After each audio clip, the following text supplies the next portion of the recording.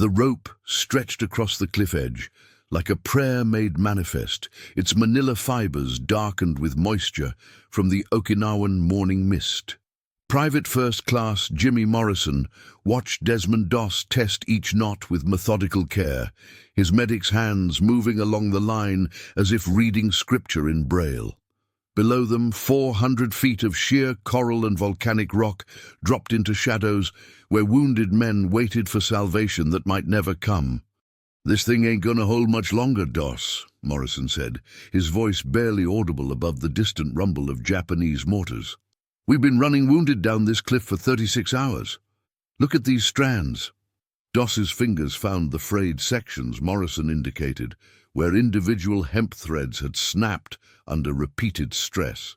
The rope had become their lifeline to the aid station below Hacksaw Ridge, the only connection between the wounded scattered across the plateau and the medical personnel who could save them.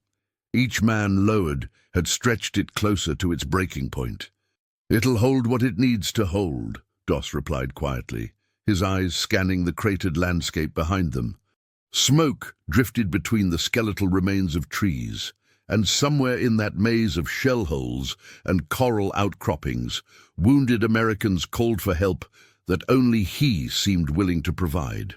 The 77th Infantry Division's assault on Hacksaw Ridge had begun with such confidence. Morrison remembered climbing the rope ladders in the pre-dawn darkness of May 12th, his rifle slung across his back, believing they would sweep the Japanese defenders from their caves and tunnels before noon. The ridge was supposed to be a gateway, not a graveyard, but the enemy had turned every coral formation into a fortress, every cave mouth into a machine gun nest. When the withdrawal order came, it felt like deliverance, until Morrison realized that Doss wasn't following them down. The retreat had been chaos, men sliding down ropes hand over hand, officers shouting coordinates for artillery support, the wounded who could move helping those who couldn't. But in the confusion, too many had been left behind. Morrison counted at least 15 men still breathing among the coral and mud, some crying for their mothers, others begging for morphine that was running short in everyone's medical kit. Captain Glover had ordered Doss to withdraw with the rest of the company. Morrison heard it himself. A direct command shouted over the crack of rifle fire and the whistle of incoming shells. But the medic had simply shaken his head and pointed toward the sound of voices calling "Medic!" from positions scattered across the plateau. "I can't leave them, Captain," Doss had said, and something in his voice made argument impossible. Now Morrison crouched beside him at the cliff edge, watching Doss fashion an improvised pulley system using his web belt and a section of splintered tree trunk. The Japanese knew they were there. Periodic mortar rounds walked across the ridge, and rifle fire snapped through the air whenever movement was detected. But something held the enemy's fire during the actual lowering process, as if even they recognized the audacity of what one unarmed man was attempting.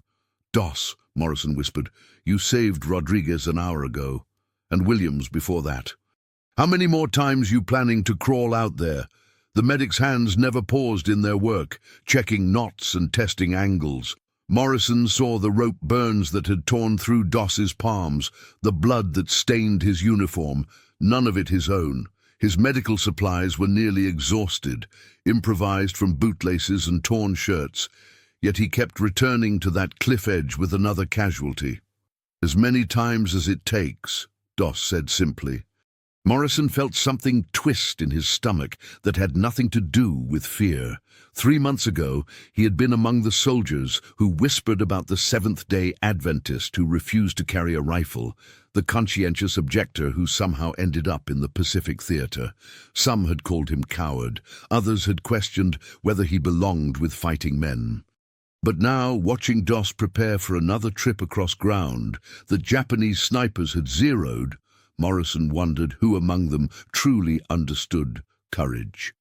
The rope jerked slightly in Doss's hands as another mortar round exploded 50 yards away, showering them with coral fragments and dirt. When the smoke cleared, Morrison could see new damage to the hemp line. Several more strands parted, frayed ends curling in the humid air. "Next man might be the one that breaks it," Morrison said. Doss looked up from his knots, his face streaked with mud and exhaustion, but his eyes steady. "Then we'd better make sure we get them all before that happens." Somewhere behind them, lost in the crater-pocked landscape of Hacksaw Ridge, another voice called weakly for help. Morrison heard it and felt his chest tighten. He wanted to follow Doss, to crawl across that deadly ground and help drag wounded men to safety. But his legs wouldn't move, paralyzed by the certainty that the next burst of machine gun fire would find them. Doss checked the rope one final time, whispered something that might have been a prayer, and began crawling toward the sound of that distant voice. Morrison watched him disappear into the smoke and shadows, carrying his depleted medical kit and a stubborn faith that seemed stronger than the Japanese mortars trying to kill him. The rope stretched across the cliff edge, fraying with each rescue, holding lives that shouldn't have been savable. And Morrison began to understand that what he was witnessing would echo far beyond this ridge, far beyond this war. A legend being born one wounded man at a time, held together by hemp and prayer and the refusal of one medic to leave anyone behind. If stories like this make you imagine what you'd do under fire, tell us in the comments how you think you'd react in this situation, and stay with us for the next chapters. The coral cut through Doss's uniform like broken glass as he low-crawled toward the voice calling from somewhere ahead. Hacksaw Ridge had become a moonscape of shell craters and shattered coral formations, each shadow potentially hiding a Japanese sniper, each movement risking the machine gun fire that swept the plateau in methodical arcs. "Medic!" The voice came again, weaker now, from a position maybe 30 yards northeast of the cliff edge. "Please, somebody." Doss paused behind the twisted remains of what had been a tree, pressing his face against the coral-studded earth as a burst of rifle fire cracked overhead. The Japanese had been probing for movement all morning, but they seemed confused by his persistence. He counted 3 separate sniper positions based on muzzle flashes, plus at least one machine gun nest that commanded the approach to the eastern slope. Behind him, the rope stretched back to where Morrison waited at the cliff edge, ready to help lower the next casualty. Doss could feel its frayed condition in his mind like a physical weight, each rescue bringing it closer to catastrophic failure, each wounded man depending on hemp fibers that had been tested far beyond their design limits. The voice called again, and this time Doss could hear the distinctive wheeze that meant sucking chest wound. He'd become expert at reading injuries by sound alone. The wet cough of lung damage, the high whimpering of abdominal wounds, the terrible silence that meant a man was sliding into shock. Time mattered. Every minute of delay meant another soldier might slip beyond help. At the aid station below the ridge, Major Roberts pressed his stethoscope against the chest of the latest casualty lowered from above. The young private, Martinez according to his dog tags, had a shattered collarbone and severe blood loss, but he would live. That made 23 wounded men brought down that rope since yesterday's retreat order. "Doctor, how is one medic still operating up there?" asked Sergeant Chen, the chief medical NCO. "We've been pulling casualties off that cliff all night." Roberts stripped off his surgical gloves, his hands steady despite 36 hours of continuous triage. Through the tent opening, he could see stretcher bearers organized in relay teams, waiting for the next man to appear at the bottom of the rope line. The 77th Infantry Division's aid station had been overwhelmed by casualties from the failed assault, but somehow Doss kept sending down wounded who should have died on the plateau. "I don't know," Roberts admitted. "By rights, the Japanese should have killed him hours ago. Maybe they think he's dead. Maybe they're conserving ammunition. Or maybe—" He trailed off, unwilling to voice the thought that had been growing in his mind. Maybe something else was at work on that ridge, something that existed outside standard tactical doctrine. Doss reached the wounded soldier, Private Kowalski from Dog Company, and found him wedged between two coral boulders with a piece of shrapnel through his left lung. Blood frothed at the corners of his mouth, and his breathing came in shallow gasps that wouldn't sustain life much longer. "Easy there, soldier," Doss whispered, his hands already working to seal the sucking wound with a makeshift pressure bandage torn from his own shirt. "We're going to get you down to the aid station." "Can't breathe." Kowalski's eyes were wide with panic, the primal terror of drowning in his own blood. "Yes, you can," Doss said firmly. "Look at me. Breathe with me. In, out." That's right. As he worked, Doss was acutely aware of enemy positions around them. A sniper fired twice, the bullet striking coral 20 feet to their left. A mortar round exploded somewhere behind them, the concussion rolling across the plateau like thunder. But Doss had stopped thinking about his own survival hours ago. The only thing that mattered was getting Kowalski to that rope before his lung collapsed completely. The drag across open ground seemed to take forever. Kowalski weighed nearly 200 pounds, and the coral surface offered no grip for Doss's boots. Japanese fire followed their movement, rifle bullets snapping overhead, the occasional mortar round that walked closer to their position. But Doss had learned to read the patterns of enemy fire, to move during the brief pauses when snipers reloaded or shifted position. Morrison saw them coming and prepared the rope system, his hands shaking slightly as he tested knots that had been retied dozens of times. The manila hemp looked wrong now. Too many strands parted, too many stress points where the fibers had begun to separate. "This is bad," Morrison muttered as Doss reached the cliff edge with Kowalski. "Real bad. Look at this section here." Doss examined the rope where Morrison pointed, his fingers finding gaps where load-bearing strands had snapped. The remaining fibers were stretched taut, individual threads beginning to fray under tensions they were never meant to bear. Simple mathematics suggested it couldn't support much more weight. "It has to hold," Doss said quietly. "There are still men out there." As they rigged Kowalski for lowering, Morrison found himself studying the medic's face. 3 days ago, he had wondered if Doss belonged with combat troops. Now he saw something that humbled him, not fearlessness, but a kind of stubborn faith that refused to calculate odds or accept limits.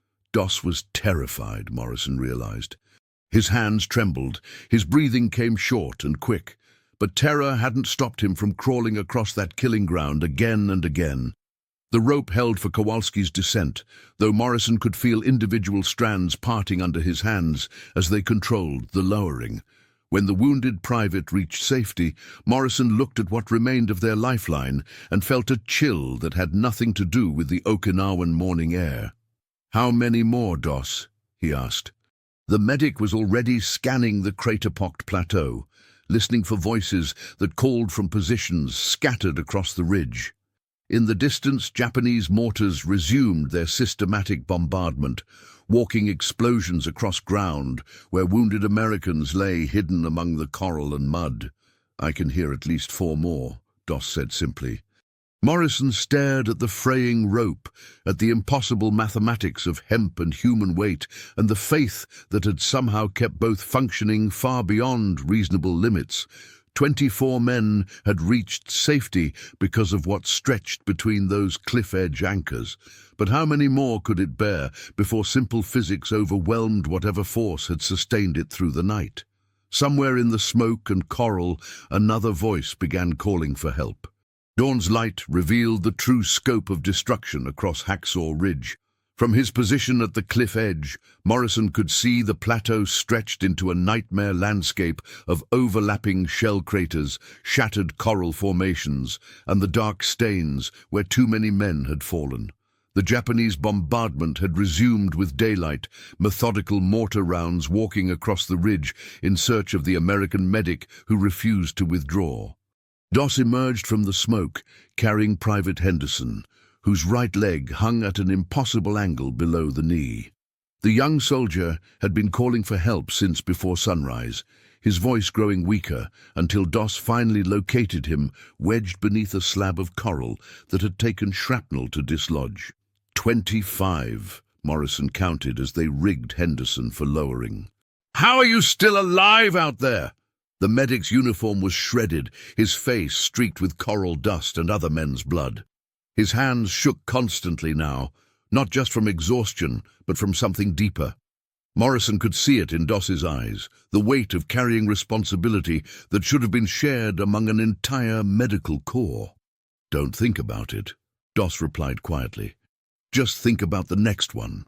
The rope system had evolved throughout the night into something that defied engineering principles. Morrison had reinforced critical sections with bootlaces and strips torn from shelter halves, creating a patchwork lifeline that somehow continued functioning. But each lowering stressed different strands, redistributing load in ways that made the entire system increasingly unpredictable. At the aid station below, Major Roberts processed another casualty report for transmission to division headquarters. 25 wounded evacuated from positions that should have been unreachable. The numbers didn't make tactical sense, but the evidence kept arriving at the bottom of that impossible rope line. "Sir," Sergeant Chen approached with a message form. "Division wants to know about continued contact on Hacksaw Ridge. They're asking if we've re-established positions on the plateau." Roberts looked up from the wounded private he'd been examining. Henderson, another casualty from Dog Company with compound fractures that would require evacuation to a field hospital. The steady flow of wounded from above had overwhelmed his aid station's capacity, but he couldn't bring himself to request that the lone medic cease operations. "Tell Division that we have one man still operating in the area," Roberts said carefully. "Medical personnel conducting evacuation operations." "One man, sir?" "One man!"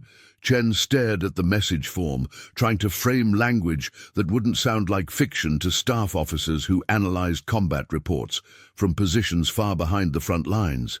"How did you explain that a single unarmed medic had remained operational in an area that an entire infantry company couldn't hold?" On the plateau, Doss crawled toward another voice calling from somewhere near the eastern edge of the ridge. The Japanese had established a pattern now. Probing fire whenever he moved, concentrated bombardment of areas where he'd been spotted, but something that felt almost like restraint during the actual evacuation process. He wondered if enemy observers had figured out what he was doing, if some unspoken military courtesy was staying their fire long enough for wounded men to disappear over the cliff edge. This voice belonged to Corporal Martinez, who'd been playing dead for 6 hours, while Japanese patrols passed within feet of his hiding place. When Doss reached him, Martinez whispered that he couldn't feel his legs, that maybe it was better to wait for the morning assault that might never come. "Nobody's leaving you here, Corporal," Doss said firmly, already working to fashion a drag harness from Martinez's own equipment straps.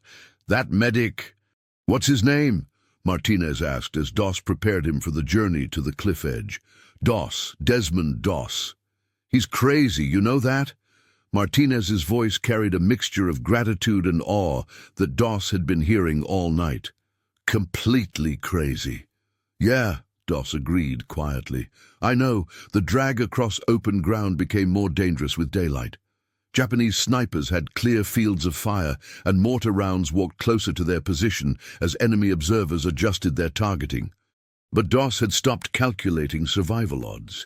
Each wounded man represented a simple equation.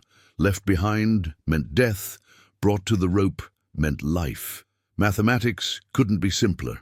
Morrison saw them coming and felt his stomach clench at the sight of the rope system. New damage had appeared overnight, sections where the manila hemp had abraded against coral edges, stress points where individual strands hung by threads, connections that creaked ominously under minimal load. "Doss, this thing is falling apart," Morrison said, as they prepared Martinez for lowering. The medic examined the rope with hands that had been burned raw by hemp friction. Morrison could see him making calculations, weight versus remaining tensile strength, the physics of controlled descent versus catastrophic failure. "It'll hold," Doss said. but his voice lacked the quiet certainty it had carried through the night. What if it doesn't? Doss looked out across the plateau, where at least 3 more voices could be heard calling for help. His medical training told him that dawn meant rising temperatures, increasing shock, blood loss that would become irreversible if evacuation was delayed much longer. "Then we'll figure out something else," he said simply. As they lowered Martinez, Morrison felt individual rope strands part under his hands. The remaining fibers stretched with an elasticity that spoke of structural failure approaching. When Martinez reached safety, the 26th man evacuated, Morrison stared at what remained of their lifeline and felt fear that had nothing to do with Japanese gunfire. "How many more out there?" he asked. Doss was already scanning the ridge, listening to voices that grew weaker with each passing hour. In his mind, he could see the aid station below where Major Roberts worked to save men who shouldn't have been savable. He thought of his Bible, tucked into his left breast pocket, and the simple faith that had carried him through the night. 3, maybe 4, he said. Morrison looked at the rope. Hemp and hope stretched far beyond reasonable limits, and wondered what would happen when simple physics finally overcame whatever force had sustained them through 36 hours of impossible rescues. In the distance, Japanese mortars resumed their systematic bombardment of the plateau. Would you follow the orders exactly, or trust what your own eyes and instincts tell you in a moment like this? Comment which path you'd take, and share this episode with someone who loves real human stories from history. The rope parted with a sound like a rifle shot, 2 critical load-bearing strands snapping simultaneously as Doss tested the system for what he knew would be the last evacuation. Morrison watched hemp fibers curl back on themselves, revealing the internal structure of a line that had been stressed far beyond its engineering limits. "That's it," Morrison said quietly. "We're done." But Doss could still hear Private Johnson calling from somewhere near the center of the plateau, his voice barely audible above the wind that swept across Hacksaw Ridge.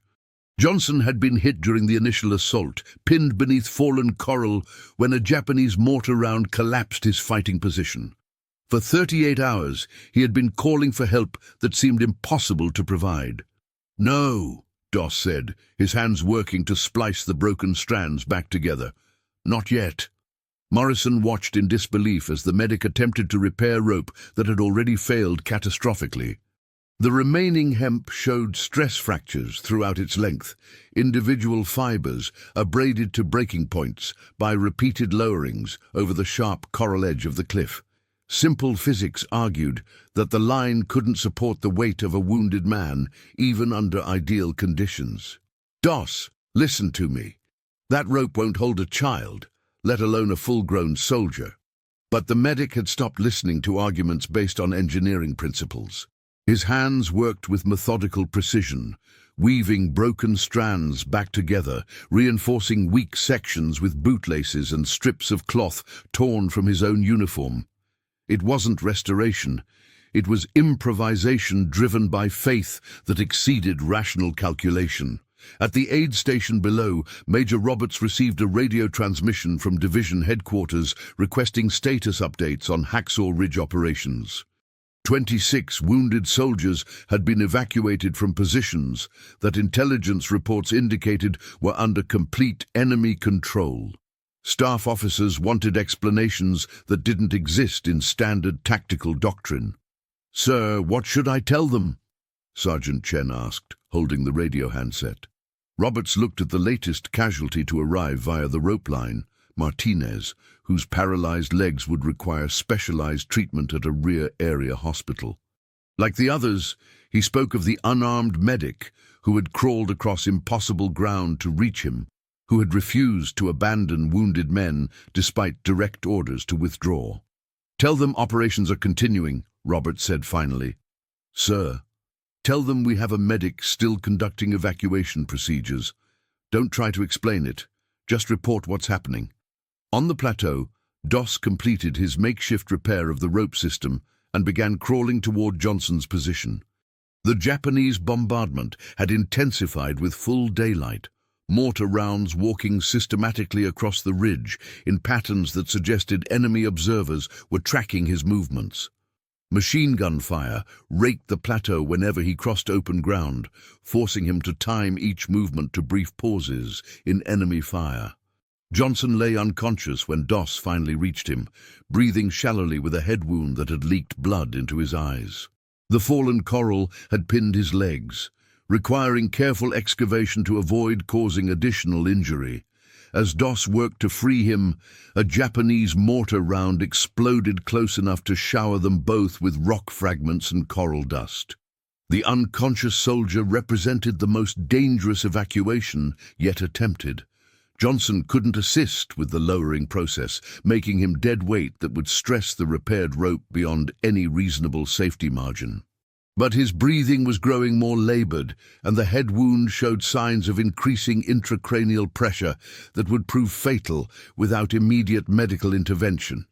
Morrison watched Doss drag Johnson across the plateau, the medic's strength nearly exhausted after 40 hours of continuous operation.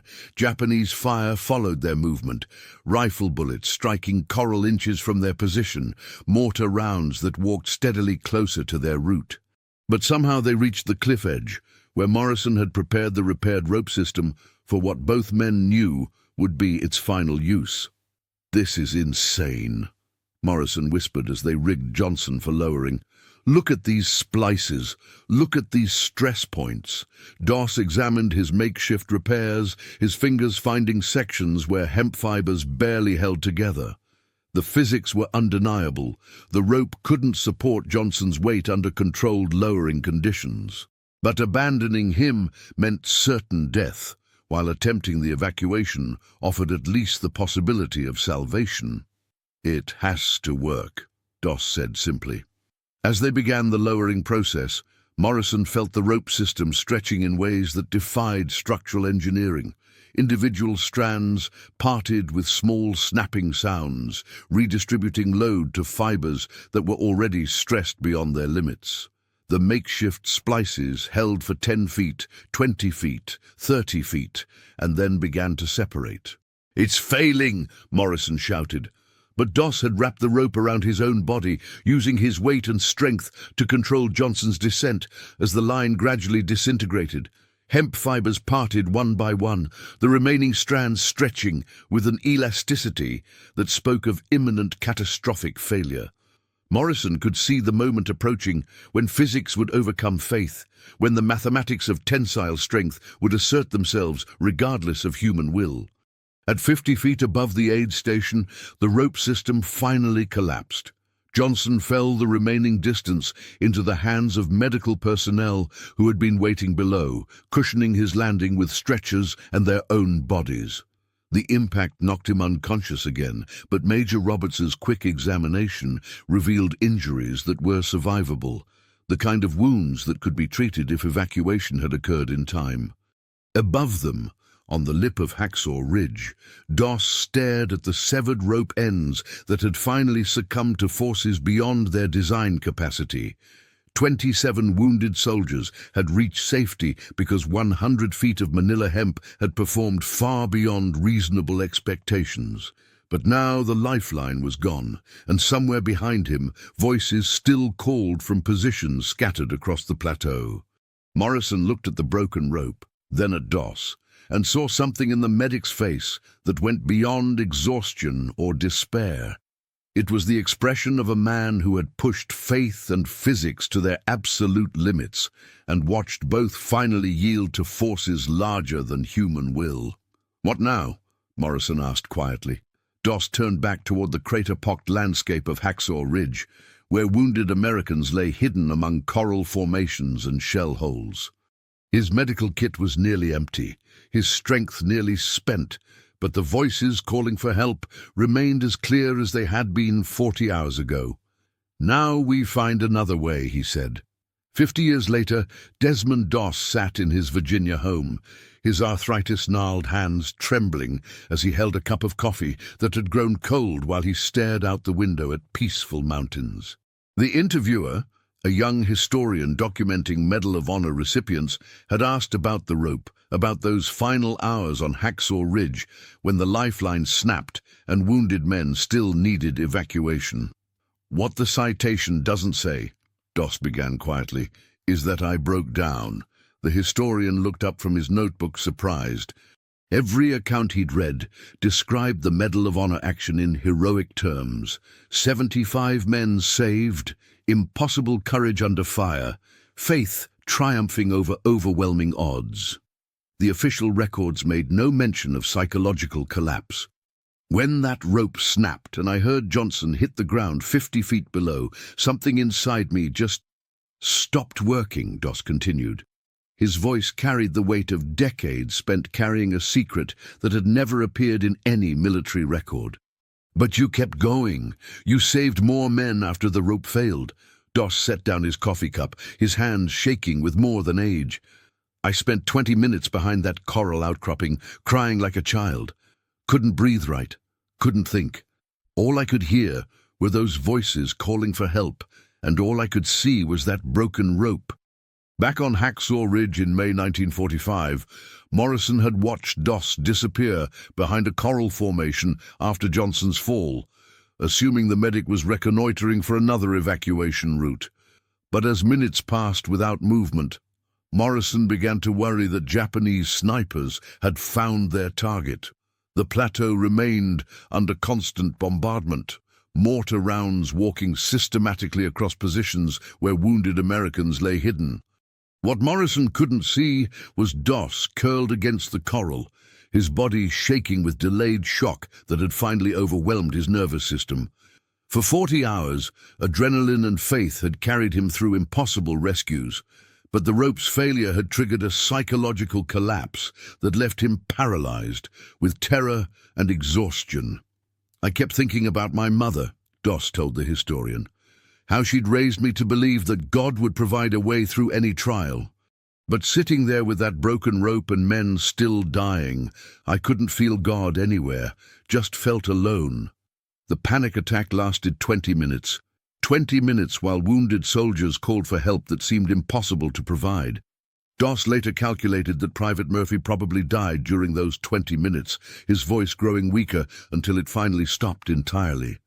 The knowledge would haunt Doss for the rest of his life, that his moment of human weakness had cost a life he might have saved. Morrison finally crawled across open ground to find him, expecting to discover wounds or unconsciousness.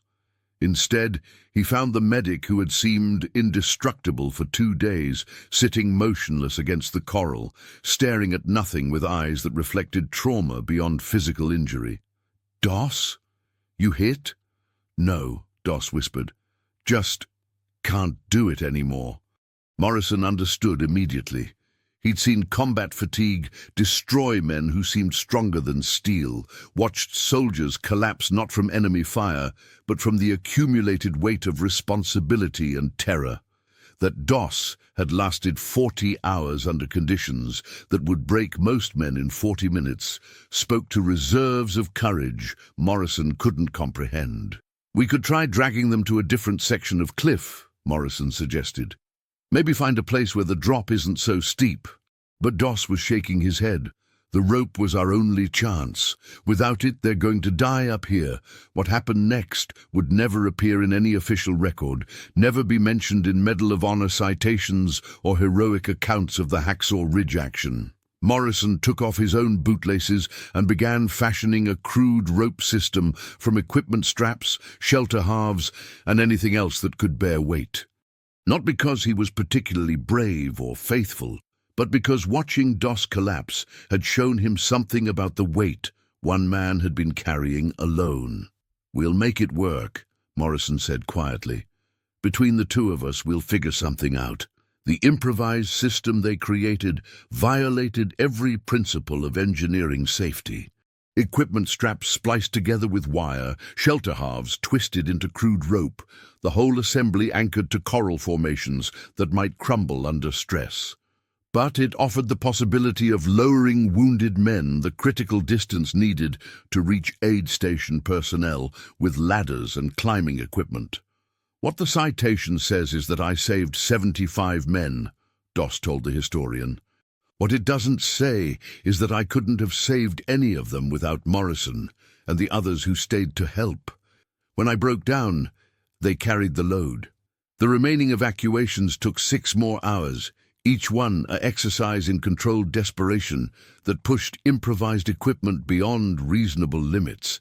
The makeshift rope system failed twice, requiring repairs that consumed precious time while wounded men fought shock and blood loss. But somehow, impossibly, it held together long enough to lower the last casualty as darkness fell across Okinawa. When Major Roberts finally convinced Doss to be evacuated himself, the medic's hands were too damaged to grip rope for his own descent. Medical personnel rigged a stretcher system and pulled him to safety as Japanese mortars resumed their systematic bombardment of the now empty plateau. The hardest part, Doss said, his voice barely audible, was coming home and hearing people call me a hero, because I knew what really happened up there. I knew about those 20 minutes when I couldn't move, couldn't help anyone. I knew about Murphy. The historian set down his pen, understanding that he was hearing testimony that would never be published, never become part of the official record. Some truths were too heavy for public consumption, too complex for medal citations that required clear narratives of courage under fire. But you did save them, the historian said gently. 75 men went home because of what you did on that ridge. Doss nodded slowly, his eyes still fixed on the peaceful mountains outside his window. I know, but I also know it cost something I've never been able to get back. Something about faith, maybe. About believing God will always provide a way through. The secret weight of Hacksaw Ridge wasn't the Japanese mortars or machine gun fire. It wasn't the physical exhaustion or the horror of wounded men crying for help. It was the knowledge that courage sometimes failed, that faith sometimes wavered, and that the most heroic actions often emerged from moments of human collapse rather than superhuman strength. Outside, evening shadows stretched across Virginia mountains, and Desmond Doss continued carrying memories that medal citations couldn't contain. 30 years after Hacksaw Ridge, Morrison attended a Medal of Honor ceremony in Washington, where Doss was speaking to a group of military historians. Watching his old friend at the podium, Morrison saw the subtle tremor in the medic's hands, the way he paused when mentioning certain details from Okinawa, the careful distance he maintained from the heroic narrative that had grown around their shared experience. After the presentation, they found themselves in a hotel bar, 2 aging veterans nursing beers and avoiding eye contact with the well-meaning civilians who wanted to hear war stories that could never be adequately told. They always ask about the rope, Morrison said quietly. I know, Doss replied, like that was the important part. Morrison understood. The physical rope had become a symbol in countless retellings of the Hacksaw Ridge action. Heroic medic saves dozens of men using improvised equipment under impossible conditions. But the real rope was the connection between human beings who refused to abandon each other, even when systems failed and courage wavered. You ever tell them about Murphy? Morrison asked. Doss shook his head. What would be the point? He still died up there. The truth was more complicated than Medal of Honor citations could contain. Private Murphy had been wounded during the initial assault, pinned in a shell crater while Japanese fire swept the plateau. His voice had been among those calling for help during the rope evacuations, but by the time Doss reached his position, blood loss and shock had progressed beyond field treatment capabilities. Murphy died not because he was abandoned, but because combat medicine in 1945 couldn't perform miracles.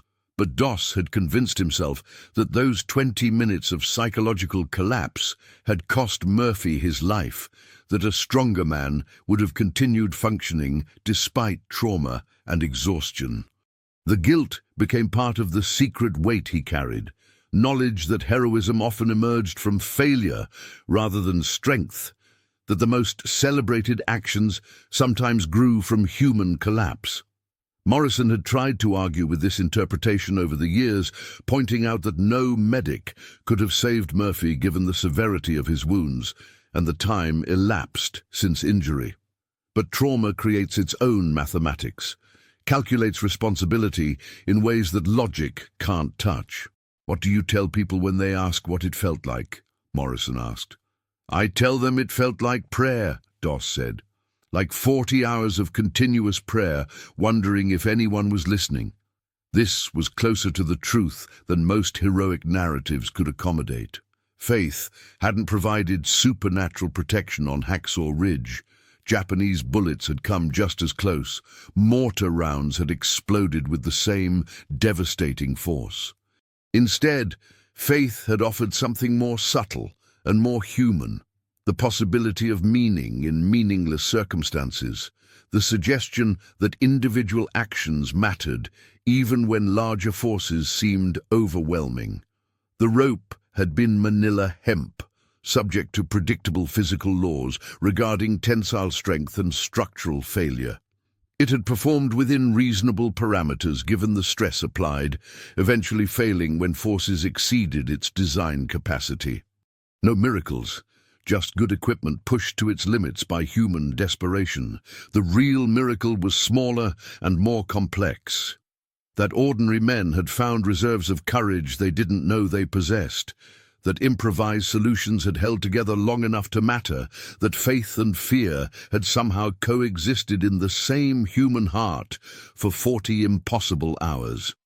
At the aid station below Hacksaw Ridge, Major Roberts had processed 75 wounded soldiers who should have died on the plateau. His after-action report compressed those 40 hours into clinical language. Medical personnel conducted evacuation operations in forward areas under enemy fire. No mention of fraying rope or psychological collapse, no acknowledgement of the human cost carried by those who survived. "Sometimes I dream about that sound," Doss said quietly. Morrison knew which sound he meant. The sharp crack of hemp fibers parting under stress, the moment when the rope system finally succumbed to physics despite human will. It was the sound of limits being reached, of faith encountering forces larger than itself. "I wake up and I can still hear it," Doss continued, "that snapping sound over and over." Morrison nodded, understanding. His own dreams were populated by voices calling from shell craters, by the weight of wounded men, dragged across coral that cut through uniforms and flesh alike. But his dreams also included other sounds, the quiet relief in a wounded soldier's voice when help arrived, the rustle of shelter halves being converted into improvised rope, the whispered prayers that had sustained them through impossible hours. "You know what I've never told anyone?" Morrison said. "When we were lowering Johnson and that rope started failing, I was sure we were all going to die up there. Thought the whole system would collapse and take us with it." "Why didn't you say anything?" "Because you needed me to believe it would work. And somehow, needing me to believe made me actually believe." This was the secret mechanics of courage under fire, not superhuman fearlessness, but ordinary people choosing to trust each other despite overwhelming evidence that systems would fail and good intentions wouldn't be enough. The rope had held not because of miraculous intervention, but because two frightened soldiers had refused to abandon wounded men regardless of mathematical probabilities. Years later, when historians asked about equipment specifications and tactical procedures, neither Morrison nor Doss could adequately explain how improvised systems had functioned far beyond reasonable expectations. The hemp rope should have failed hours earlier than it did. The makeshift evacuation system should never have worked at all. But somehow, impossibly, everything had held together long enough. Outside the hotel bar, Washington traffic moved through streets where politicians debated military budgets and strategic doctrine. Inside, two veterans sat quietly with memories that medal ceremonies couldn't adequately honor. Knowledge of fear and faith intertwined, of courage that emerged from human failure rather than superhuman strength. "Think it mattered?" Morrison asked. "What we did up there?" Doss looked at his hands, still marked by rope burns that had never completely healed. Somewhere in America, 75 men had lived full lives because of 40 hours on a coral plateau in Okinawa. They had raised families, built careers, grown old in peace because a hemp rope and human stubbornness had proved stronger than Japanese mortars and the mathematics of despair. "Yeah," he said quietly, "I think it mattered." The real legend of Hacksaw Ridge wasn't supernatural courage or miraculous intervention. It was simpler and more human. Ordinary people refusing to abandon each other, improvised solutions, holding together long enough to save lives, faith and fear coexisting in hearts that carried both terror and hope. The rope had frayed and finally broken, as ropes always do, but the connections between human beings had proved more durable than hemp, lasting decades beyond the moment when physics finally overcame faith on a coral cliff in the Pacific. If this story reminded you that behind every medal there's a human being carrying memories we'll never fully see, subscribe to the channel, tell us which country you watch from, and invite someone to revisit history with us in the next story.